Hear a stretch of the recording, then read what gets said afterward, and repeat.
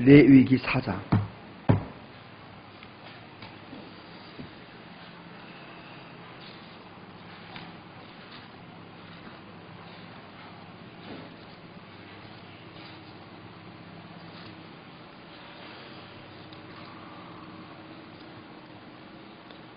(1절로부터) (12절까지) 보겠습니다. 봉독하겠습니다. 여호와께서 모세에게 말씀하여 이르시되 이스라엘 자손에게 말하여 이르라. 누구든지 여호와의 계명 중 하나라도 그릇 범하였으되 만일 기름 부음을 받은 제사장이 범죄하여 백성이 허물이 되었으면 그가 범한 죄로 말미암아 흠없는 수송아지로 속죄 제물을 삼아 여호와께 드릴지니 그 수송아지를 회막문 여호와 앞으로 끌어다가 그 수송아지의 머리에 안수하고 그것을 여호와 앞에서 잡을 것이요 기름 부음 받은 제사장은 그 수송아지 피를 가지고 회막에 들어가서 그 제사장이 손가락에 그 피를 찍어 여호와 앞 곧 성소 휘장 앞에 7번 뿌릴 것이고 제사장은 또 그 피를 여호와 앞 곧 회막 안 향단 뿔에 바르고 그 수송아지의 피 전부를 회막문 앞 본제단 밑에 쏟을 것이며 또 그 속죄제물이 된 수송아지의 모든 기름을 떼어낼지니 그 내장에 덮인 기름과 내장에 붙은 모든 기름과 두 콩팥과 그 위에 기름 곧 허리 쪽에 있는 것과 간에 덮인 꺼풀을 콩팥과 함께 떼어내되 화목제 제물의 소에서 떼어냄 같이 할 것이고 제사장은 그것을 본제단 위에 불사를 것이고 그 수송아지 가죽과 그 모든 고기와 그 머리와 정강이와 내장과 똥 그리고 그 송아지의 전체를 진영 바깥에 버리는 곳인 정결한 곳으로 가져다가 불로 나무 위에 사르되 곧 재 버리는 곳에 불사를 지니라. 아멘. 이제 우리가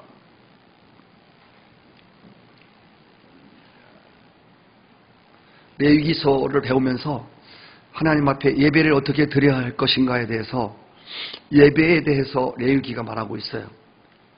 레위기의 특징은 하나님 앞에 드리는 제사들이 많이 나오는데 5가지입니다.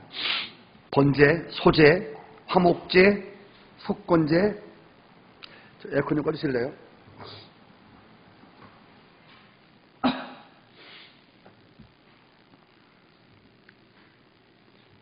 번제, 소제, 화목제, 속죄제, 속건제 이렇게 5가지의 제사를 드렸습니다.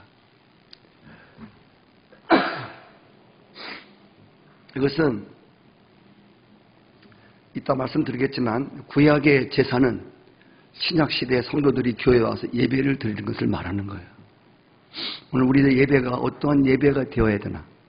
성경책 끼고 교회에 와서 목사님 설교 한번 듣고 가는 것이 예배를 드린 것이 아니라고 하는 것에 대해서 구약의 제사에 대해서 공부할 때 우리는 더 자세히 배워야 될 것입니다.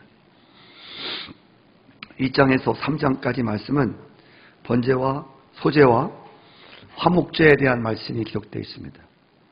그리고 번제와 소제와 화목제를 드리면서도 이스라엘은 그들의 죄가 사해지기를 원했지만 그럼에도 계속 죄를 짓는 자신들을 위하여 새로운 형태의 제사가 필요했습니다.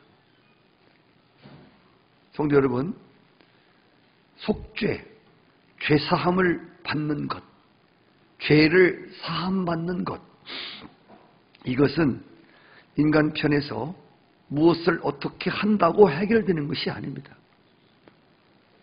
어떤 인간도 자신이 지은 조그마한 죄 하나라도 해결할 수 있는 어떠한 능력도 기술도 갖고 있지 않습니다.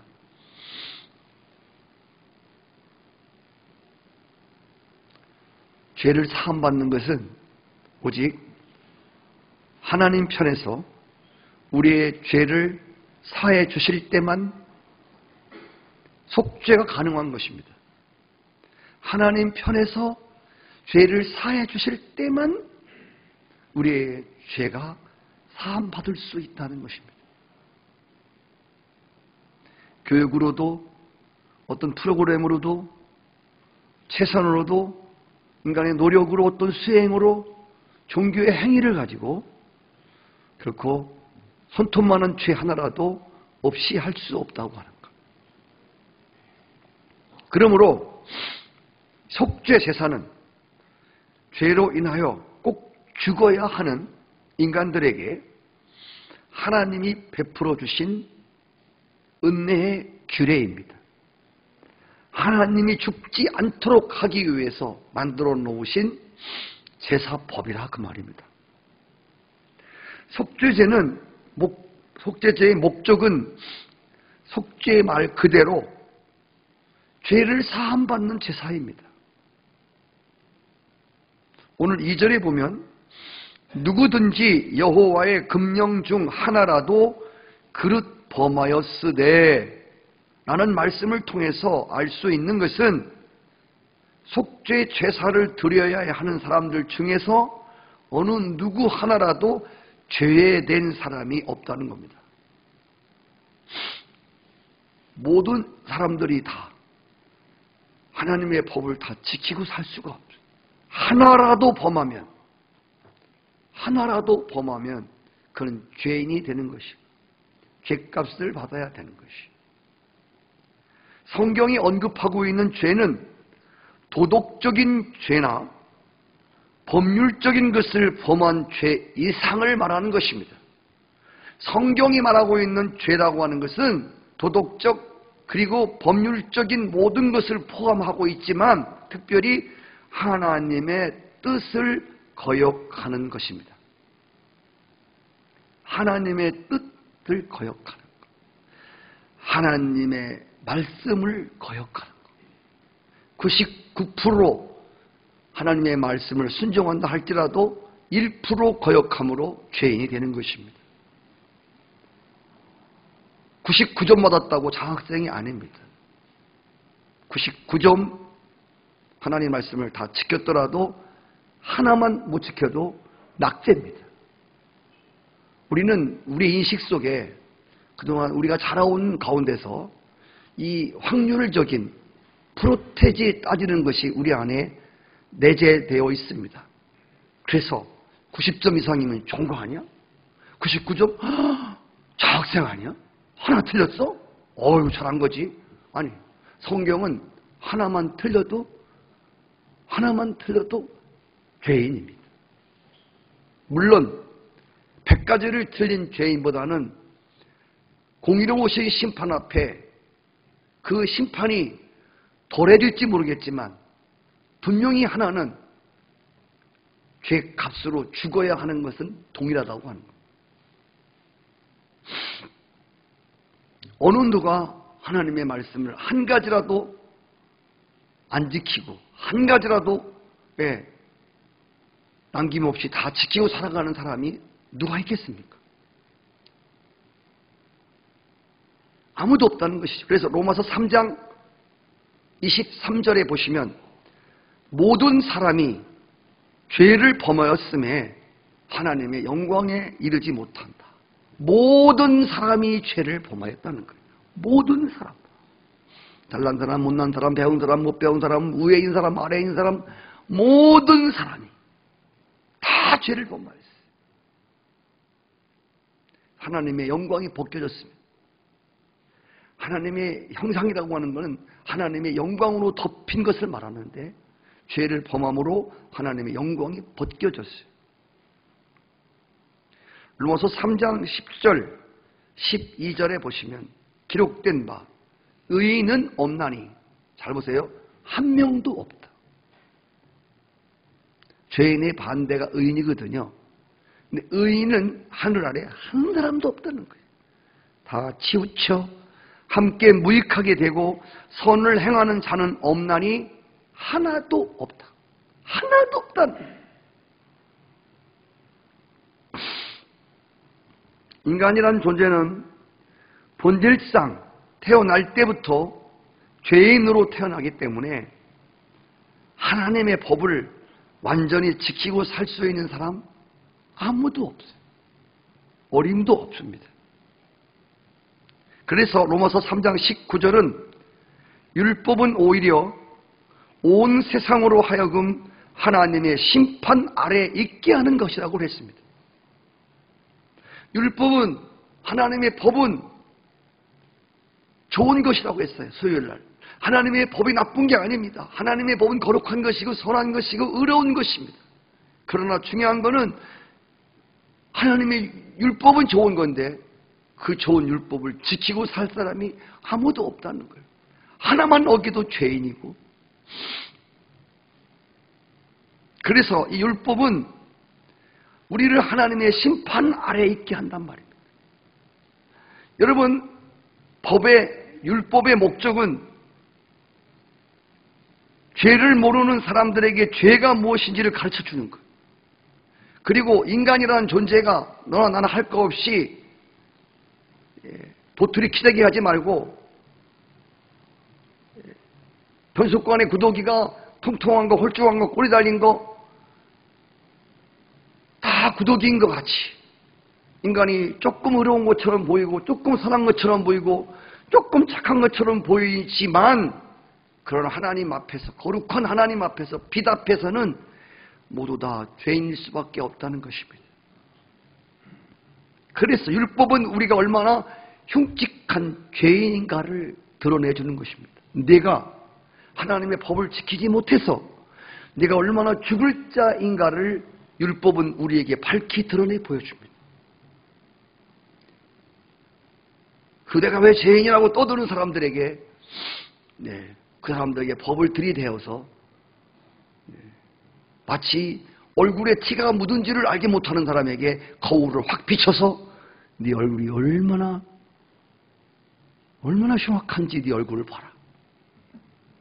마치 거울 같은 역할을 한단 말입니다. 그뿐 아니라 율법은 죄를 드러내고 우리가 얼마나 죽어야 하는 죄인인가를 알게 하는 동시에, 죄는 동시에 죄의 결과는 사망이라고 딱 단정을 해버려요. 로마서 6장 23절, 죄의 싹슨, 죄가 치러야 하는 값은 사망이다. 나는 조그만 죄를 졌으니까 설마 죽지 않겠지? 아니에요. 99% 지키고 하나 못 지킨 사람도 사망이고, 99% 안 지키고 하나만 지킨 사람도 사망이에요. 여러분, 제가 쉽게 말씀을 드렸죠. 돌멩이는 큰 돌멩이를 던져야만 가라앉는 게 아니고 작은 돌멩이나 큰 돌멩이나 가라앉는 시간 차이뿐이지 다 가라앉는 거예요. 다 지옥으로 떨어지는 거예요. 요만한 죄를 졌을지라도, 하나님의 법 한 토를 못 지켰을지라도 우리는 지옥으로 떨어져야 돼요. 이게 성경이 말하고 있는 율법의 심판입니다. 잣대입니다. 죄인은 반드시 죽어야 합니다. 이 말은 나를 향한 말씀이고 오늘 말씀을 듣는 여러분 모두를 향한 메시지입니다. 여기서 말하는 죽음은 단지 육신적인 죽음 이상의 죽음인 것입니다. 여기서 말하는 죽음이라고 하는 것은 죄의 싹슨 사망이다. 이 말은 육체 하나가 달랑 죽는 것만이 죽음이 아니라 영적인 죽음을 말하고 있습니다. 영적인 죽음의 상태는 하나님과 단절된, 하나님과 끊어진 상태를 의미합니다. 마치 포도나무 가지가 포도나무에서 끊어진 것과 같단 말입니다. 그럴 리는 없겠지만 아기를 잉태한 여인 배 안에서 탯줄이 끊어진 것과 같단 말입니다. 아기가 나와서 탯줄을 끊으면서 살지만 배 안에서 탯줄이 끊어지면 그 아기는 혹시 산모도 함께 죽을 수가 있어요. 끊어지는 것. 하나님으로부터 받았던 모든 은혜, 긍휼, 용서, 모든 것들이 다 끊어지는 거예요. 우리를 지으신, 우리를 창조하신 하나님과의 관계가 딱 끝나버리는 거예요. 이것이 인간들이 맞이하는 가장 비참한 결과입니다. 돈이 많고 권세가 많고 얼굴이 잘났을지라도 나를 지으신 하나님과 끊어지는 인간은 가장 비참한 인간입니다. 가장 불쌍한 인간입니다.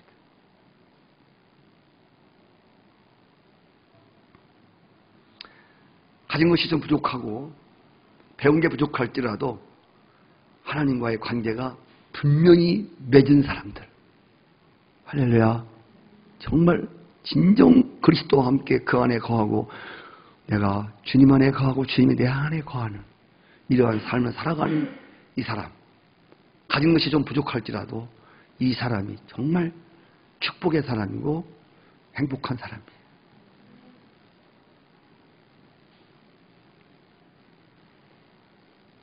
하나님은 인간을 지을 때 다른 존재와는 달리 인간을 만드시고 하나님의 생기를 사람에게 불어넣었습니다.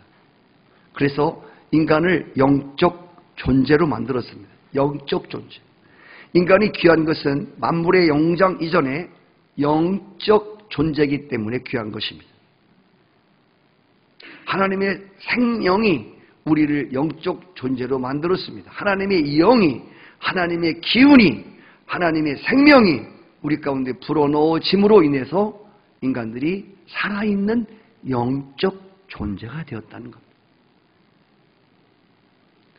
그러므로 우리 인간들은 하나님의 생기를, 하나님의 영을 늘 보존해야 되며 하나님의 생명이 우리 가운데, 생명의 기운이 우리 가운데 운행할 때만 하나님이 우리 인간을 지으신 만물의 영장으로 진정한 사람으로서의 삶이 가능하다는 것입니다. 여러분, 하나님의 생기가 충만. 신수가 훤하시네요. 얼굴은 그 마음을 나타내 주는 것이죠. 생기가 충만하네요. 생기가 충만한. 네.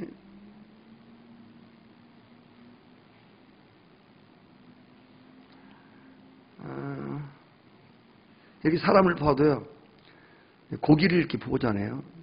어물전에 가서 고기를 보면 여러분 보다시피 그냥 눈이 다 풀어진 여름철에 썩으려고 하는 동태도 있고요. 살아있는 생선 같은 거 보세요. 눈이 땡글땡글하고 활력이 있잖아요. 생기가 있잖아요. 싱싱하잖아요. 신앙 상태도 마찬가지. 그냥 정말 성경에 나오는 꺼져가는 등불같이 그냥 내가 나를 쳐다봐도 가물가물. 그냥 영적인 힘이 떨어지니까 교회 들고 오는 책가방도 굉장히 무거워. 진짜 무거운 짐을 나홀로 지고 견디다 못해 쓰러질지. 발걸음이 그렇게 무거울 수가 없어요. 성경에 보면 성전으로 올라갈 때 기쁨으로 부르는 노래가 많습니다. 네, 예배 한 시간이 정말 지나갔으면 좋을성 싶은 그리 지루하고 그리 졸리고 연습곡 볼 때 하나도 안 조는 사람이 교회 오면 꼭 졸아요. 그렇게 지루하고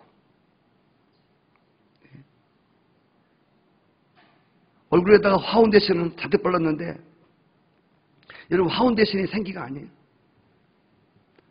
하나님은 이 생명의, 하나님의 생명의 기운이 돌아야 돼요. 이걸 보고 우리는 쉬운 말로 하나님의 영으로 충만하다고 그래요.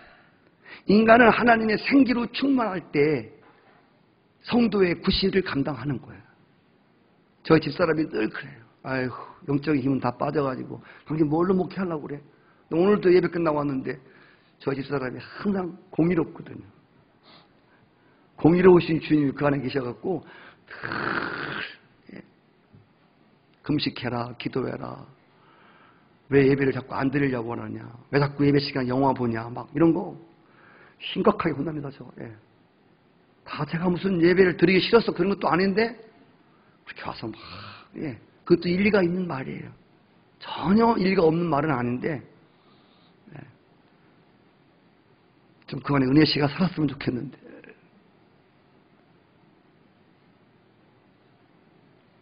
인간은 목사고 뭐고 어떤 인간이고 하나님의 생기가 있어요.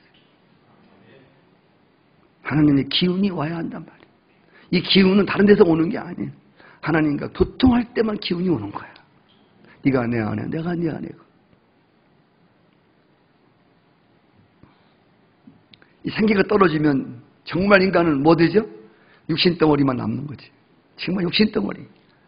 육을 위해 살아가는 존재. 예수를 믿어도 오직 육을 위한 신앙. 그래서 육만 남은 것을 갖고 저는 골칫덩어리, 문제덩어리, 죄덩어리라고 말합니다. 죄는 하나님의 생기를 소멸시킵니다. 죄는 영적인 존재를, 하나님의 영광으로 덮여진 영적 형상들을 육신적인 존재로 만들어 버립니다. 그래서 죄 속에 있는 사람은 육신의 정욕, 보이는 정욕, 이 생의 자랑을 따라 살 수밖에 없어요. 죄인은 하나님의 생기에서 떠난 자이고 육신은 살아있을지언정 실상은 죽은 자입니다. 사대교회 성도들에게 주님 말씀하셨어요. 너희들이 살았다 하나 실상은 죽었다.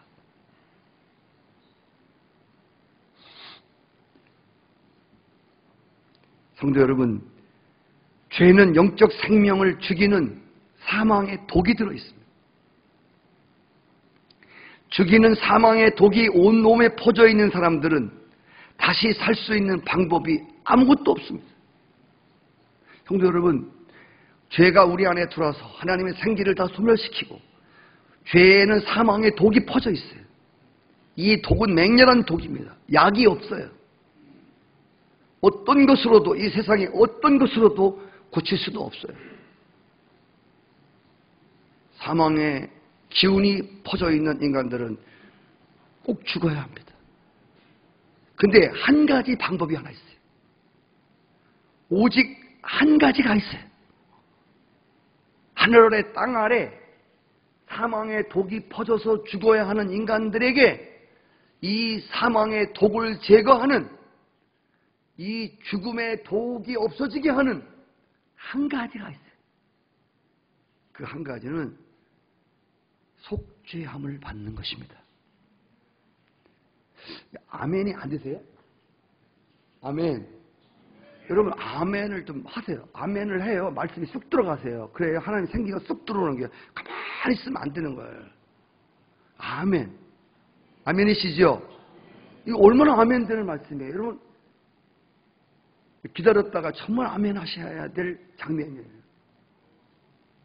우리가 연설할 때도 대통령 사람은 존말 나오는 다음에 박수를 막 치잖아요. 이거 박수침이 아멘을, 일어나서 박수침이 아멘을 장면이에요. 가만히 앉아있을 게 아니에요. 지금 어마어마한 사실을 가르쳐주는데 사망의 독이 퍼져서 그냥 죽어야 하는 사람들에게 사망의 독을 제거하는 한 가지가 죄사함을 받는 길이란 말이에요.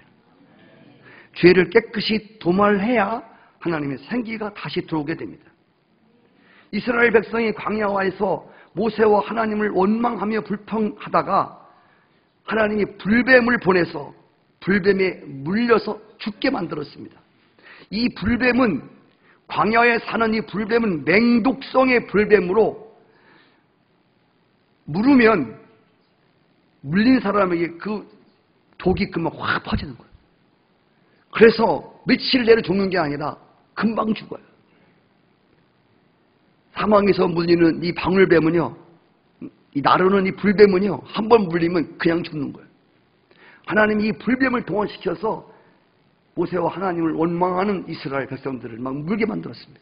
한 마리가 무는 게 아니라 막 무는 거예요. 달라들어서. 그래서 이스라엘 그 수많은 백성들이 광야에서 불뱀에 물려서 죽음의 독이 막 퍼지는 거예요. 다 금방금방 신음에 쓰러져 죽습니다. 그때 하나님의 종 모세가 하나님 앞에 가서 중보 기도하며, 하나님 이렇게 다 죽이면 어떡합니까? 에집트에서 겨우 살려내갖고 여기서 다 죽이는 겁니까? 하나님 이 백성 살려달라고. 내 이름을 생명책에 지우서라도 이 사람들 살려달라고. 네, 그때 주님께서 내리신 방법이 딱 하나 있습니다. 그게 뭐냐면 아시는 대로 높은 장대에 달린 구리뱀을 바라보라는 것입니다. 이따가 말씀드리겠습니다만은 이 구리뱀, 높은 장대에 매달린 구리뱀이 뭘 상징하는지 아시죠? 그걸 바라보면 정말 희한하게, 기이하게 죽음의 독이 퍼지는 사람들에서 그 몸에서 죽음의 독이 싹 빠져나가는 거예요. 다시 하나님의 생기가 확 들어오는 거예요. 장대에 달린 구리뱀을 바라다 아무것도 안 했어요. 그냥 바라다만 봤는데 죽음의 독이 바라보는 동시에 싹 빠져나가고 하나님의 생기가 확 오는 거예요. 죽음의 기운이 확 물러가고 살리는 기운이 막 들어오는 거예요. 우리 강숙자 원사님에게 살리는 기운이 임하기를 축복합니다. 우리 모두도 이 기운이 필요합니다. 성도 여러분, 구약에 나오는 이 속죄 제사는 그 제사 한 번 드리는 짐승 하나 잡아서 제사 한 번 드리는 의미가 아니라 구약의 속죄 제사는 죄인이 살기 위한 제사입니다. 시작. 다시 크게. 죄인이 살기 위한 제사입니다. 여러분 예배는, 오늘 여러분 예배는 이 무더운 날씨에 그냥 예배 한번 드리고 점심 먹고 가는 게 예배가 아니라 죄로 인해서 여러분도 알지 못하는 사이에 한 주간 동안 얼마나 많은 불뱀에 물렸습니까? 여러분 직장에서 불뱀이 물었고, 여러분 지나가다가 눈으로 죄지어서 뱀이 눈을 물었고, 우리의 머리를 물어뜯고, 뒷덜미를 물어뜯고, 우리 허리를 물어뜯고, 우리의 다리를 물어뜯지 않았습니까? 여러분도 알지 못하는 사이에 아마 죄의 독이 여러분 몸에 쫙 퍼져 있는 분들이 오늘 오셨을 거예요. 여러분 죽을 수밖에 없었던 분들이 이 제사를 통해서 아멘 살게 되는 것이 바로 예배의 힘을 믿으시기 바랍니다. 예배의 중요성이 여기 있는 거예요. 예배는 죽을 자가 나와서 살아가야 돼. 죄로 인하여 죽을 자가 죄 용서를 받고 살리는 기운을 받아서 나가는 것이 예배입니다. 그래서 제가 늘 말씀드렸지 않습니까? 교회에 올라올 때 거울 보는 거는 화장 잘하고 왔나 안 하고 왔나 그 쳐다보라고 하는 게 아니라, 네가 이 교회에 들어올 때, 성전을 들어올 때 얼마나 한 주간 동안 죄에 쩌들어 살아갔나 내 얼굴 좀 봐라. 그리고 내려갈 때 모습은 옷 매무새 틀린 거 고치라고 하는 게 아니요. 내려갈 때는 너 분명히 죄사함 받은 얼굴에 기쁨이 있는가? 너 진짜 죄사함 받은 사람으로 너 성전 내려가는 거야? 너 오늘 예배 잘 드린 거야? 너 죄사함 오늘 확실해? 그걸 확인하라고 거울 달아놓은 거야. 할렐루야. 그래서 여러분 예배라고 하는, 신앙생활이라고 하는 거는 교회 생활인데, 교회는 올 때의 모습과 갈 때의 모습이 같으면 큰일 나는 거예요. 교회를 들어올 때의 모습과 교회에 나갈 때 모습이 달라야 돼.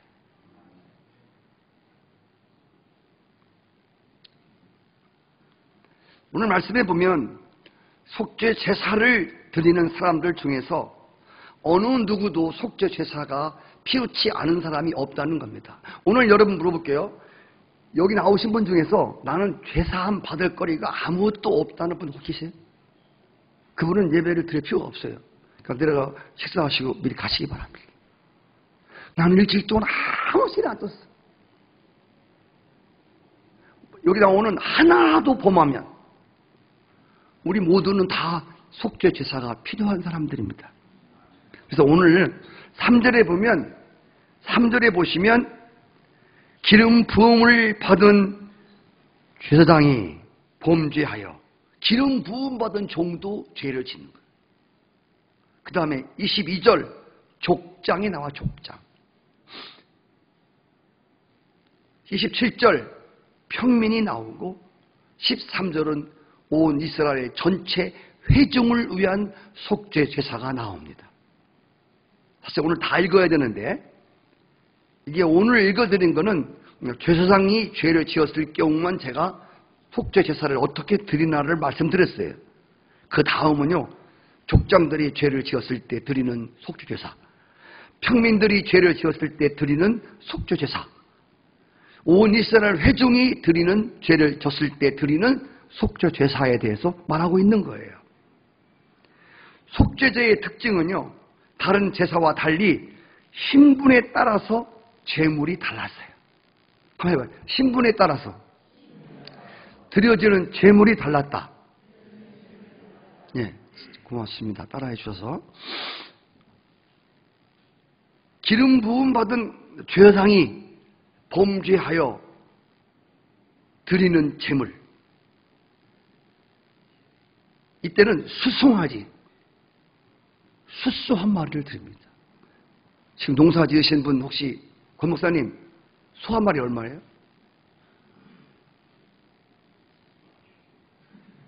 꼭 안 맞아도 됩니다. 대충. 예.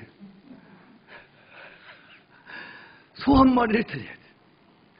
그리고 족장이 죄를 범했을 때는 속죄 제사를 위해서 숫염소,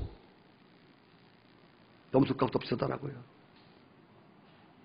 평민들이 죄를 지었을 때 그 제물은 암염소나 어린 양 암컷으로 드렸어요. 중요한 건 어떤 직책이나 어떤 위치에 있다고 해서 속죄 제사에서 면제된 사람이 아무도 없었다고 하는 것입니다. 오히려 똑같은 죄라도 신분이 높을수록 죄값의 비중을 크게 다루었습니다. 그렇습니다. 똑같은 죄를 져도요, 세상 사람들이 짓는 건 별거 아니에요. 근데 교회 사람들이 짓는 건 엄청 크게 다뤄요. 그것도 직분자라면, 집사라면, 권사라면, 장로라면, 도도사라면, 목사라면 더 크게 다루는 거예요. 그래서 나오잖아요. 가끔씩 목사가 뭐 했다고 나오잖아요. 세상 사람 다 저지르는 거예요. 그런데 목사가 그 죄를 지면 더 크게 보도가 되고 더 큰 죄로 여기게 되는 거예요. 목사가 그랬다고. 그래요. 물론 하나님이 세워주신 그 거룩한 직책이 있습니다. 어제 우리가 김경환 목사님 결혼식 갔다 왔는데 그 주례 목사님이 그러시더라고. 특별한 주례 아니에요? 목사하고 사모 될 사람의 주례식이니까 그 주례가 일반 주례는 아니잖아요.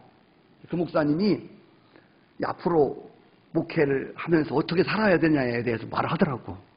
사모는 말 조심하고, 또 말을 너무 안 하면 또 무뚝뚝한 사모로 인정이 되고, 너무 또 말을 많이 하면 또 나불거린다고 그러고, 옷도 화려한 거 입으면 또 뭐 과거 출신이 의심된다고 그랬었고, 또 너무 허술하게 입으면 촌스럽다고 그러고, 응?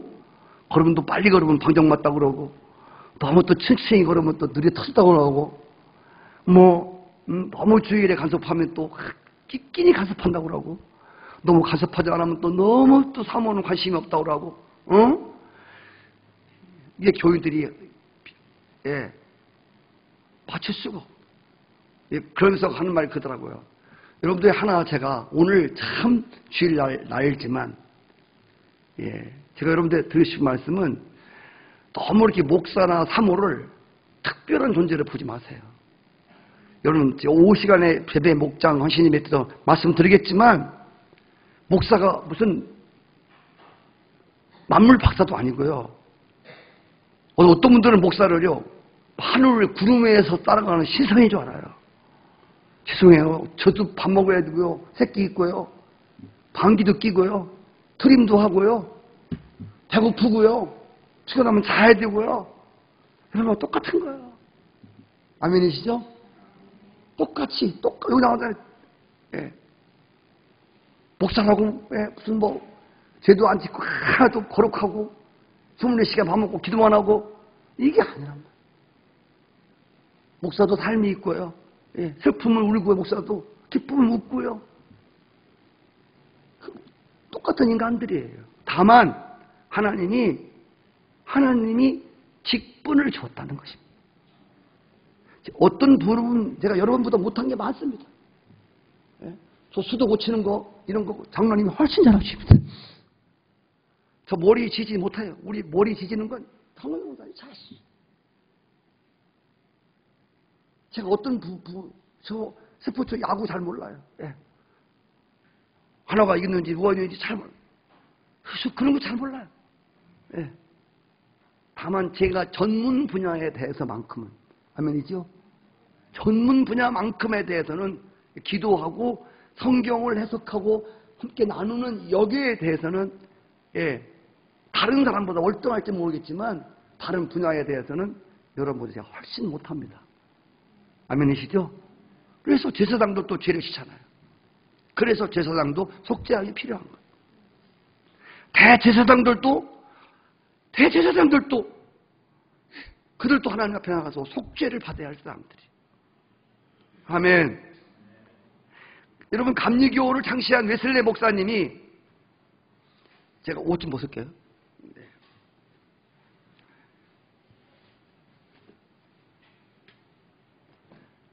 감리교를 창시한 웨슬레 목사님은 영국의 옥스퍼드 대학을 나왔습니다. 그리고 목사 집안에 자랐습니다. 목사를 하면서, 선교사를 하면서 자신이 죄를 용서받아야 할 죄인인 사실을 모르고 그 목회자로 선교사로 열심히 뛰었습니다. 근데 늘 마음에 평안이 없었어요. 늘 설교 말씀을 심차게 전하지만 허공을 치는 것 같은 허전함이 늘 가슴에 있었다고 그랬어요. 그런데 그가 그리 살다가 선교사를 실패하고 영국에 돌아와서 그 1738년 5월 24일 8시 45분 감리교회는 감리자가요, 건물을 감리한다는 뜻이에요. 자로 잰다는 뜻이거든요. 그래서 막 굉장히 정확하게 5월 24일 8시 45분 경에 로마서 강해를 듣다가 수요일 날 자신이 속죄를 받아야 할 흉악한 죄인임을 깨닫게 됩니다. 여러분, 내가 얼마나 속죄를 받아야 하는 흉악한 죄인인가를 깨달을수록 주의 은혜는 크게 임합니다. 그 순간 하나님의 은혜로 그의 마음이 뜨거워지는 것을 경험하게 됩니다. 8시 45분 저녁, 주께서 내 죄 모두를 사해 주었다는 확신이 생겼습니다. 그 다음부터 요한 웨슬레 목사의 설교가 달라졌습니다. 80세가 되는 때까지 위대한 전도자의 생애를 살아갔습니다. 할렐루야. 선교사도, 유명한 목사도, 장로도, 집사도, 평신도도, 누구도 다 속죄함을 받아야 한. 모든 제사가 다 그렇지만 특별히 속죄에서도 가장 중요한 것이 피를 뿌리는 것입니다. 자신이 끌고 온 짐승의 머리에 손을 얹고 안수함으로 자신의 모든 죄를 그 짐승에게 넘기우고 그 짐승을 죽입니다. 이것은 자기 자신이 짐승처럼 죽어 마땅한 죄인임을 고백하는 회개를 의미하는 것입니다. 속죄의 시작은, 죄 사함을 받는 시작은 죄의 고백으로부터 시작됩니다. 그러나 죄의 고백은 구체적으로 피를 뿌리는 행위로 이어져야 합니다. 이 피를 뿌리는 방식에 대해서 오늘 4절로 7절까지 말씀 같이 한번 읽어볼까요? 에어컨 좀 틀어주실까요? 4절로 7절까지 말씀 같이 읽죠. 시작. 그 수송아지를 해망문 여호와 앞에 끌어다가 그 수송아지 머리에 안수하고 그것을 여호와 앞에서 잡을 것이고, 기름 부음을 받은 제사장은 그 수송아지의 피를 가지고 회막에 들어가서 그 제사장이 손가락에 그 피를 찍어 여호와 앞 곧 성수의 시장 앞에 7번 뿌릴 것이고, 제사장은 그 피를 여호와 앞 곧 회막 안 향단 뿔들에 바르고 그 송아지 피 전부를 회막문 앞 번제단 밑에 쏟을 것이고. 자, 그래서 피를 오늘 취급을 하는데, 이 짐승의 피를 취급하는데 바르고 뿌리고 남은 것은 제단에 전부 다 쏟아야 돼. 피를 다시 피를 뿌려야 돼요. 피를 발랐어요. 그리고 남은 피는 제단에다가 모두 쏟아야 돼요. 한 방울로 남기면 안 돼요. 전부 쏟아부어야 돼요. 히브리서 9장 22절에 보시면 율법을 따라 거의 모든 물건이 피로써 정결하게 되나니 피 흘림이 없은즉 피 바름이 없은즉 피 쏟음이 없은즉 죄 사함도 없느니라. 죄를 사함받기 위해서는 반드시 피가 발라져야 되고 피가 뿌려져야 돼. 피가 쏟아져야 되는 것입니다. 자, 이제 마지막 결론 부분에서 속죄제는, 제사는 우리가 지은 죄를 제물을 통해서, 제사를 통해서 하나님이 용서의 은혜를 베푸시는 제사입니다. 그런데 아시는 대로 구약의 속죄 제사는 우리의 죄를 완전히 도말할 수가 없는 제사입니다. 속죄 제사는 불완전한 제사이고 일시적인 죄를 사해주는 제사일 뿐입니다. 구약의 속죄 제사는 완전한 속죄 제사가 아니에요. 구약에 드렸던 짐승의 피를 뿌리고 바르고 쏟는 이 행위는 어떤 목적의 방향을 제시해주는 화살표와 같습니다. 여기 쳐다볼까요? 지금 제가 여기다가 이렇게 화살표 하나를 딱 했어요. 여기다가 화장실 쓰고서 화살표를 했어요. 그러면 화장실이 어디라는 얘기예요? 여기다가 화장실 쓰고 이렇게 해서 화살표를 했어. 화장실이 어디예요? 여기예요? 아니죠? 어디예요? 그렇지. 화살표를 따라가야 되지. 거기 화장실이에요. 자, 구약의 속죄제사는 쉽게 말하면 화장실 어디로 가는가를 표시하는 표지판과 같다 그 말입니다. 자, 속죄제사. 여러분은 죽어야 합니다. 죄를 사함받아야 됩니다. 속죄제사를 드려서 죄사함을 받아야 되는데 짐승을 잡아서 피를 뿌리는 이 속죄제사가 여러분의 죄를 완전히 도말해 주는 것이 아니고 이것은 무엇을 가르쳐 주는 것입니다. 진짜 속죄를 받으려면 저쪽을 쳐다보시오, 저리 가시오 라고 하는 표를 해주는 거란 말입니다. 뭐가? 그렇지, 속죄제사는 어느 목적의 방향을 가르쳐주는 그런 표지판과 같은 것입니다. 자, 속죄제사가 우리에게 전달하고자 하는 중심 메시지가 있습니다. 여러분, 성경에 나오는 기적이나 어떤 제사들은 속죄제, 번제의 모든 것들을 우리가 배웠지만 그 자체가 중요한 게 아니에요. 그것이 담고 있는 메시지가 있어요. 그것이 가리키는 분명한 목적을 가리키는 그 목적이 있다고 하는 것입니다. 자, 구약의 제사는 불완전한 것이다. 완전히 속죄받는 것이 아니다.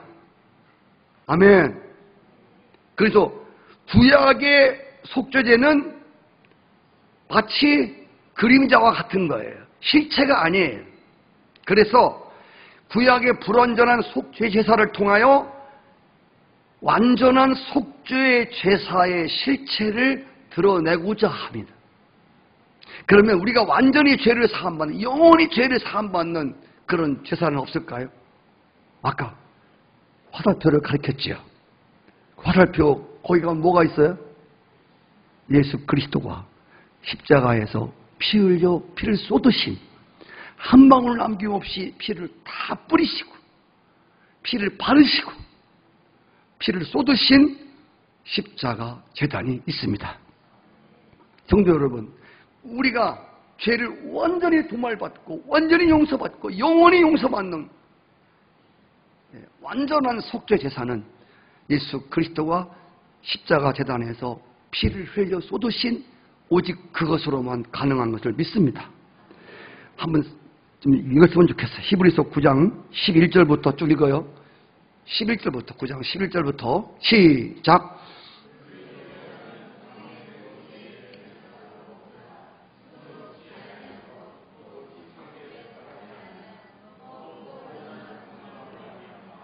염소와 송아지 피로 하지 아니하고 오직 자기 피로 영원한 속죄를 이루사 단번에 성소에 들어가셨느니라. 자, 여보세요. 염소와 송아지 피가 아니에요. 아니고 오직 누구 피로? 자기 피로. 죄 없는 자기 피로. 무슨 속죄예요? 예, 일시적인 속죄 아니에요. 구약의 속죄는 일시적인 속죄입니다. 그러나 신약의 십자가에서 피 흘리신 이 속죄 제사는, 죄물 되신 예수님은 영원한 죄를 사해준. 할렐루야. 자, 몇 번에? 그렇지. 딱 한 번으로. 우리는 구약에 수없는 제사를 드렸습니다. 끝도 없는 제사. 그러나 주님이 그 번잡스러운 모든 제사를 한 번에 딱 끝내버리셨어요. 그래서 주님이 십자가에 죽으실 때 마지막 한 말이 뭐지요? 다, 그렇지. 다 이루었다. 다 끝났다. 죄를 사함받는 모든 것이 다 끝났단 말이에요. 이로써 더 뭐가 필요치도 않아. 할렐루야. 오직 자기의 피로 십자가 제단에서 피 한 방울 남기지 아니하시고 모두 쏟으신 그것을, 그 피가 오염된 우리의 마음에 뿌려지고 발라지고 우리의 마음에, 우리의 심령의 제단에 쏟아져야 하는 것입니다. 늘 말씀드리지만 6월절에 에집트에서 이스라엘 백성들이 구원받을 때 양을 잡아서 그 문에다가 피를 발랐잖아요. 잘 보세요. 피 바른 거. 피 하나 발랐다고 그래서 죄의 왕노로 타던 사망이 그 집에 들어올 수가 없었습니다.